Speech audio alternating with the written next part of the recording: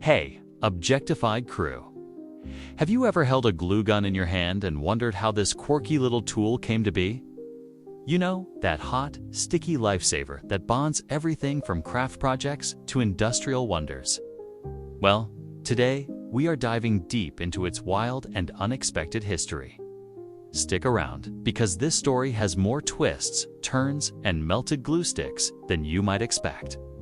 Welcome back to Objectified, the channel where everyday objects get their moment in the spotlight. I am your host, and today we are peeling back the layers of the glue gun's past. This is not just a tool, it is a tale of innovation, frustration, and a little bit of DIY magic. We will explore where it started, how it evolved, why it matters, and toss in some fun facts that might just make you the trivia champ at your next craft night. Ready to get glued to this story? Let us jump in. The glue gun's journey begins long before it landed in your toolbox. Adhesives themselves go back thousands of years. Think ancient Egyptians using sticky resins to seal tombs. But the glue gun as we know it, that is a much more modern invention tied to a specific problem: water-based glues failing miserably in humid climates. Fast forward to the 20th century, and people needed something better. Enter thermoplastic adhesives, those heat-melted wonders that harden fast and stick like crazy. Some folks point to a guy named Paul Cope, a Procter & Gamble employee, who reportedly whipped up the first thermoplastic adhesive in the 1940s. It was a game changer, especially for factories dealing with damp conditions. But here is the catch: there is evidence of thermoplastic glues popping up even earlier, as far back as 1907. So, pinning down an exact inventor is tricky.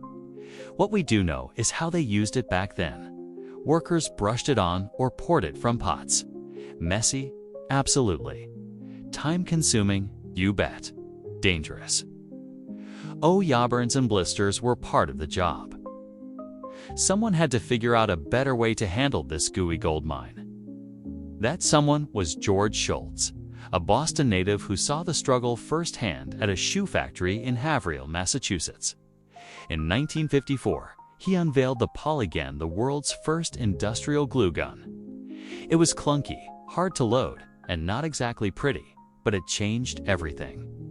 Suddenly, glue could be applied with precision, and workers were not scorching their hands every 5 minutes.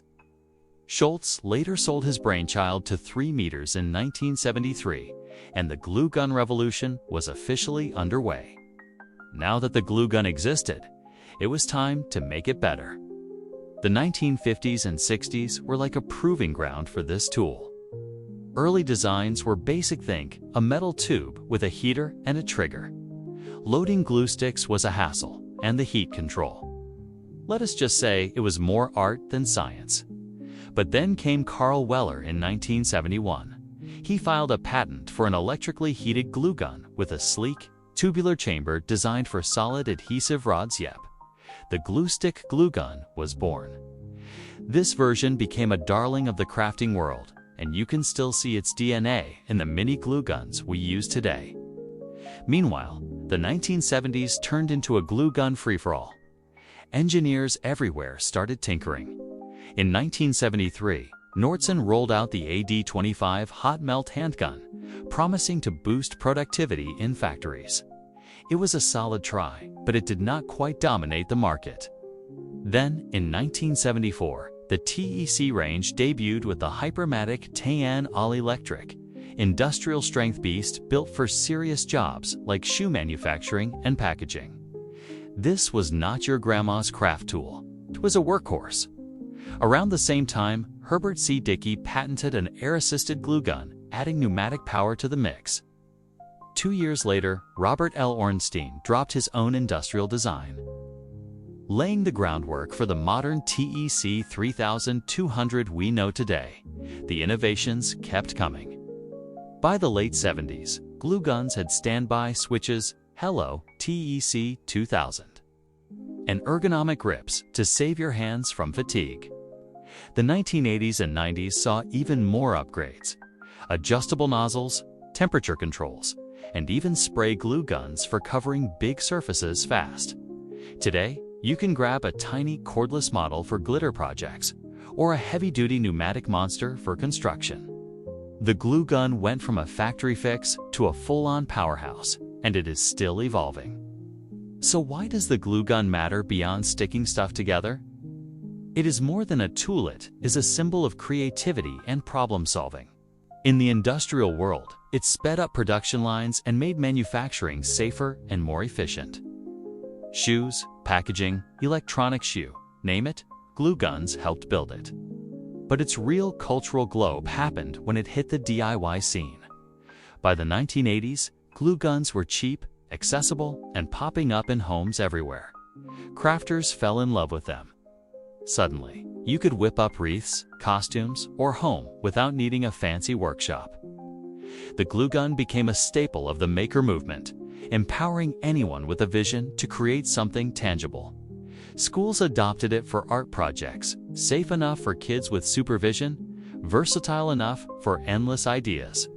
TV shows like Martha Stewart Living gave it star status, showing off its magic for holiday crafts and upcycling. And let us not forget the internet age. YouTube tutorials and Pinterest boards turned glue guns into the MVP of DIY culture. It is the great equalizer. Whether you are a pro or a newbie, a glue gun gives you the power to make. Plus, it is kind of fun to wield something that looks like a sci-fi gadget, right? Okay, time for some glue gun goodies you can whip out at your next party. Did you know the glue gun has a weird cousin from 1949? Myers and Tennant built a plastic extrusion gun for making fishing flies melted plastic onto hooks, using ribbons that totally inspired glue stick designs. Wild, huh? Or how about this? George Schultz's Polygon had no early patents filed.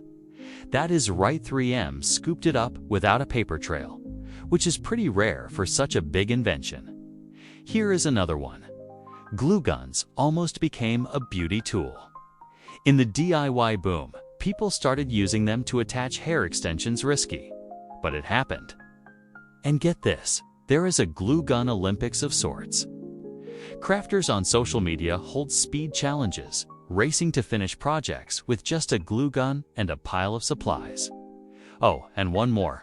The longest glue stick ever made was over 6 feet long, crafted as a stunt by a glue company. Try loading that into your minigun. These little nuggets show how this tool keeps surprising us, even decades later. So, there you have it, the quirky, sticky, brilliant history of the glue gun. From a factory fix dreamed up by George Schultz to a crafting icon loved by millions, this tool has glued itself into our lives in ways we never expected. It is a testament to human ingenuity. Take a problem, melt some plastic, and build something amazing. Whether you use it for heavy-duty jobs or hot gluing googly eyes on a puppet, the glue gun proves that even the simplest ideas can stick around and make a mark. Loved this dive into glue gun history? Hit that like button and subscribe to Objectified for more stories about the objects that shape our world. Drop a comment below. Do you have a glue gun tale to share?